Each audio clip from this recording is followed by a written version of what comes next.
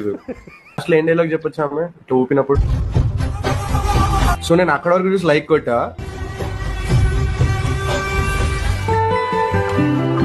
Next చూడగానే like తీసేసా. He went from hi daddy to hi nana. He went from pedo nana to పెదనాన్న. Bro ఆ father ఆ daughter కి a rhyme చెప్తూ ఉండడానికి బాగా ఇష్టపడతాడు. Open your mouth. లేదు లేదు, it will be more like open your mouth.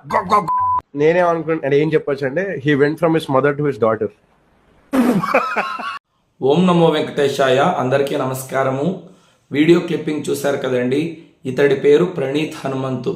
నిన్నటి నుండి బాగా ట్రెండ్ అవుతున్నటువంటి వీడియో. ఏ పేపర్లో చూసినా, ఎవరి ఫోన్లో చూసినా, ఎవరి నోట్లో చూసినా ఈ ప్రణీత్ హనుమంతు పేరే వినిపిస్తోంది. ఇంతకీ ఇతడి పేరు ఎందుకు ఇంత వైరల్ అవుతోంది? ఇతడు ఏదైనా గొప్ప ఘనకార్యం చేశాడా అంటే ఇతడు చేసినటువంటి నీచమైనటువంటి దౌర్భాగ్యపు పని గురించి చెప్పడానికి మాటలు కూడా రావడం లేదండి. ఈ మధ్యన చాలామంది యూట్యూబ్లో పనికి రానటువంటి ప్రసంగాలను చేస్తూ ఎదుటి వాళ్ళని దుర్భాషలాడుతూ తండ్రి కూతురులకి అక్రమ సంబంధాలు అంటగడుతూ ఉన్నారు. ఈ మధ్యకాలంలో సోషల్ మీడియాలో ఇది విపరీతంగా పెరిగిపోయిందండి. ఎవరో ఒకరిని టార్గెట్ చేయడము, వాళ్ళని దుర్భాషలాడడము, నీచ నికృష్టమైనటువంటి పదాలతో వాళ్ళని తిట్టడము, ఎదుటి వాళ్ళని బాధ పెడుతూ ఆ వచ్చినటువంటి డబ్బులతో రాక్షసానందాన్ని పొందుతూ ఉన్నారు. ఇది చాలా వరకు పెరిగిపోయింది సోషల్ మీడియాలో. ఈ ప్రణీత్ హనుమంత్ అనేటువంటి దౌర్భాగ్యుడు తన స్నేహితులతో కలిసి ఒక వీడియో చేశాడండి. అదేమిటంటే తండ్రి ఆఫీసు నుండి ఇంట్లోకి వస్తాడు. వచ్చిన తక్షణమే కూతురు దగ్గరికి వెళుతుంది. తండ్రి సీరియస్గా చూసి బెల్ట్ విప్పుతాడు. అప్పుడు ఈ ప్రణీత్ హనుమంత్ అనే దౌర్భాగ్యుడు వాళ్ళ తండ్రి కూతుర్ని కొడతాడేమో అని చెప్పి సంతోషంతో లైక్ కొట్టాడంట. వెంటనే తండ్రి ఆ బెల్టుని తీసి ఇలా ఉయ్యాలలా పట్టుకొని కూతుర్ని దాని మీద కూర్చోబెట్టుకొని ఇలా ఉయ్యాలు ఊపుతుంటే వెంటనే లైక్ తీసేశాడంట. అంటే ఈ దౌర్భాగ్యుడికి తండ్రి కూతుర్ని కొడితే ఆ పాప ఏడుస్తూ ఉంటే దాన్ని చూసి రాక్షసానందం పొందడం సంతోషం అన్నమాట. అదే తండ్రి కూతుర్ని కొట్టకుండా ప్రేమగా బెల్ట్ మీద కూర్చోబెట్టుకొని ఉయ్యాలు ఊపుతూ ఉంటే వీడికి అది నచ్చలేదు. దాన్ని వీళ్ళు వక్రీకరిస్తూ తండ్రికి కూతురికి అసలు నోటితో కూడా ఆ మాట చెప్పలేము అటువంటి సంబంధాలను అంటగడుతూ వాళ్ళ తండ్రి తల్లి దగ్గరకు వెళ్లకుండా కూతురు దగ్గరకు వచ్చాడు. వీళ్ళిద్దరికీ సరిపోయేటువంటి పద్యం ఏదైనా ఒకటి చెప్పు అంటే ఇంకొక దౌర్భాగ్యుడు ఓపెన్ యువర్ మౌత్ అహహా అని చెప్పి అది మాటలతో కూడా చెప్పడానికి వీలు కాకుండా అసలేమీ మాట్లాడలేకపోతున్నానండి. అటువంటి ప్రసంగాన్ని చేసి దాన్ని తీసుకొని వచ్చి యూట్యూబ్లో పెట్టారు.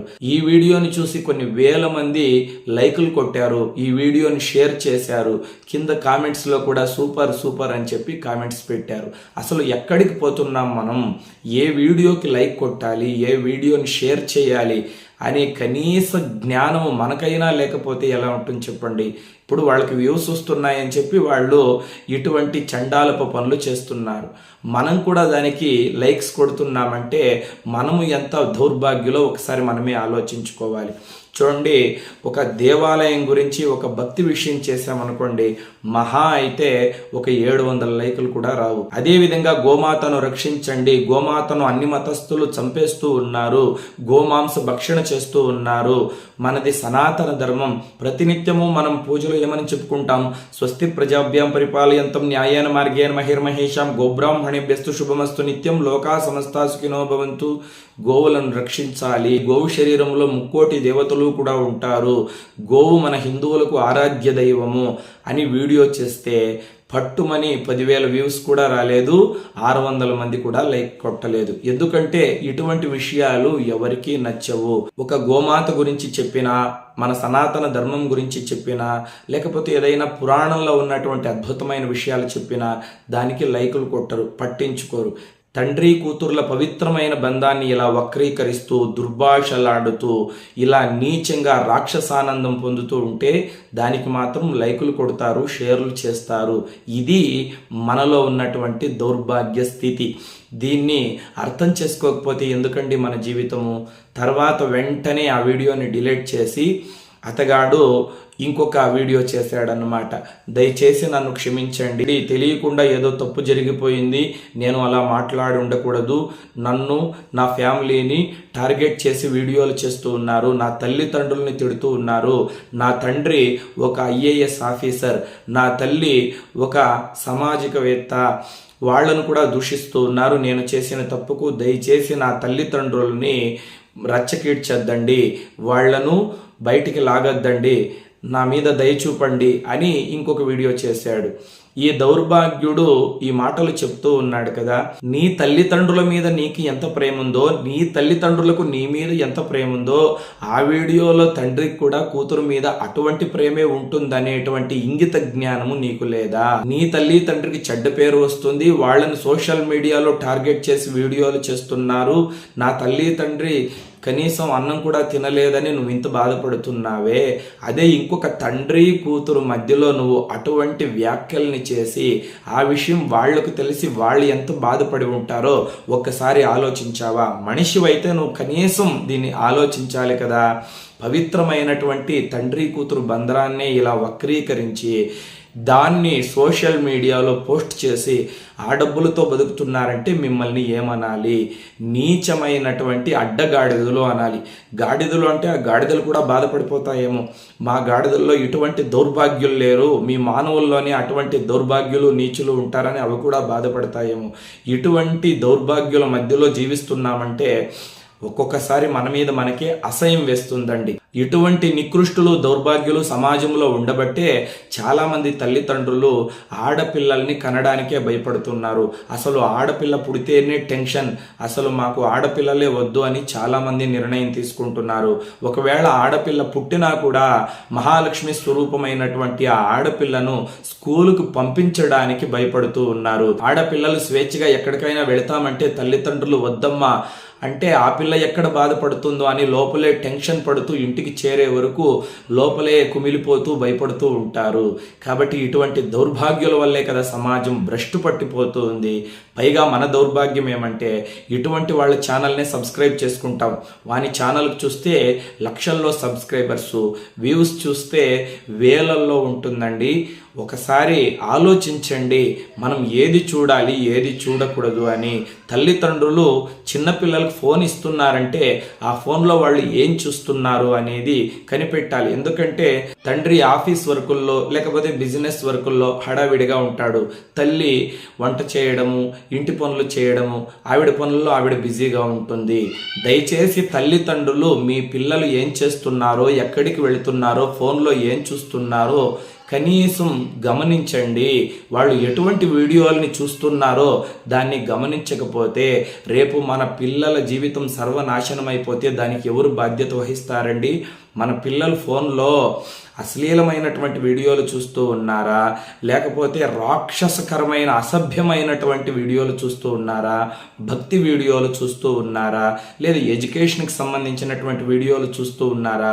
మనం లేనప్పుడు వాళ్ళు ఏం చూస్తున్నారు హిస్టరీ ఉంటుంది కదా, దాన్ని చెక్ చేయండి. ఎందుకంటే మొక్కై వంగ అనేది మానై వంగున. పిల్లలు చెడిపోతున్నారంటే దానికి కారణము ఇటువంటి నీచులు దౌర్భాగ్యులు ఒక ఎత్తు అయితే తల్లిదండ్రులు కూడా పిల్లల మీద అశ్రద్ధ చూపించకూడదు. వాళ్ళు ఎక్కడికి వెళుతూ ఉన్నారు, ఏం చేస్తూ ఉన్నారు, ఏం చూస్తూ ఉన్నారు, వాళ్ళు సమాజానికి పనికొచ్చే విధంగా తయారవుతున్నారా లేదా అని తల్లిదండ్రులే గమనించాలి. లేకపోతే వాళ్ళ జీవితాన్ని మనమే సర్వనాశనం చేసినటువంటి వాళ్ళం అవుతాం. మహాభారతంలో శ్రీకృష్ణ పరమాత్మ కురుక్షేత్ర యుద్ధమైన తర్వాత ఆ గాంధారి ధృతరాష్ట్రుల సందర్శనానికి వచ్చినప్పుడు గాంధారీ దేవి అంటుంది, కృష్ణ ఇప్పుడు నీ కడుపు చల్లగా వద్దా? ఏమంతా అలా అంటున్నావంటే నా కురువంశమే నాశనమైంది, నా కడుపులో పుట్టినటువంటి బిడ్డలందరూ కూడా చచ్చిపోయారు, నాకు ఈ పుత్ర శోకాన్ని మిగిలించావే అంటే కృష్ణుడు అంటాడు, అత్త నేనేం చేశానత్త, కురుక్షేత్ర యుద్ధంలో ఆయుధం పట్టలేదు, యుద్ధం చేయలేదు, ఒక్కరిని కూడా చంపలేదు, నన్నంటావేమత్తా అంటే గాంధారీ దేవి అంటుంది, హే కృష్ణ నీ మాయ మాటలు ఇంకా ఆపు, దీనికంతా కారణం నువ్వేనని నాకు తెలుసు. దుష్ట శిక్షణ శిష్ట రక్షణ చేయడానికి అవతరించినటువంటి పరమాత్ముడు నువ్వేనని నాకు తెలుసు. నీవు అనుకుని ఉంటే నా బిడ్డల్ని కౌరవుల్ని కాపాడేవాడివి, ఎందుకు కాపాడలేదు, వాళ్లను ఎందుకు సర్వనాశనం చేసావు అంటే అప్పుడు కృష్ణుడు చెప్తాడు, అత్త నీ బిడ్డల్ని సర్వనాశనం చేసింది నేను కాదు, వాళ్ళు చేసినటువంటి పాపాలు. పాండవులు లక్క ఇంట్లో పడుకున్నప్పుడు ఆ లాక్షాగృహ దహనం చేసినప్పుడు ఈ విషయం నీకు తెలిసింది కదా, అప్పుడైనా నీ బిడ్డలకు నువ్వు బుద్ధి చెప్పి ఉంటే నీ వంశం సర్వనాశనం అయ్యేది కాదు. మాయాజూదములో పాండవుల్ని ఓడించి అడవులకు పంపించేటప్పుడు దుర్యోధన వాళ్ళు మీ పినతండ్రి బిడ్డలురా, అన్యాయంగా వాళ్ళెందుకు వనవాసానికి పంపిస్తున్నావని నీవు చెప్పుతో కొట్టి ఉంటే నీ వంశం సర్వనాశనం అయ్యేది కాదు. నిండు సభలో ద్రౌపదీదేవికి చీరలు లాగుతూ ఉంటే అప్పుడు దుశ్శాసనుని వచ్చి చెప్పుతో కొట్టి, ఒరే ఒక ఆడపిల్లకు ఇలా అవమానం చేస్తూ ఉన్నారు, ఒక స్త్రీని నగ్నంగా నిలబెట్టాలని చూస్తూ ఉన్నారా అని నీ బిడ్డలకు నువ్వు బుద్ధి చెప్పి ఉంటే ఇప్పుడు నీ వంశం సర్వనాశనం అయ్యేది కాదు. నేను రాయబారానికి వచ్చి పాండవులకు అర్ధరాజ్యం ఇవ్వండి, లేకపోతే కనీసం 5 ఊళ్ళైనా ఇవ్వండి అని చిలుకకు చెప్పినట్లు చెప్పాను.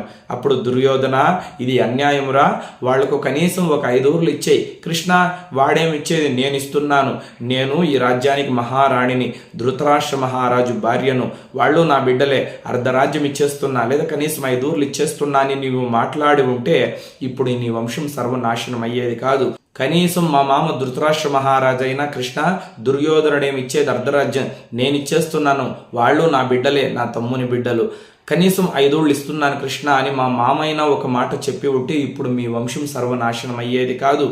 మీ బిడ్డల్ని సక్రమంగా పెంచకుండా వాళ్ళు చేసినటువంటి దౌర్భాగ్య పనులన్నింటినీ కూడా వెనకేసుకొని వచ్చి ఇప్పుడు నీ వంశం సర్వనాశనం అయితే దానికి నేను బాధ్యుణ్ణి కాదు, మీ బిడ్డలు సర్వనాశనం కావడానికి మీరే బాధ్యులు అని చెప్తాడు శ్రీకృష్ణ పరమాత్మ.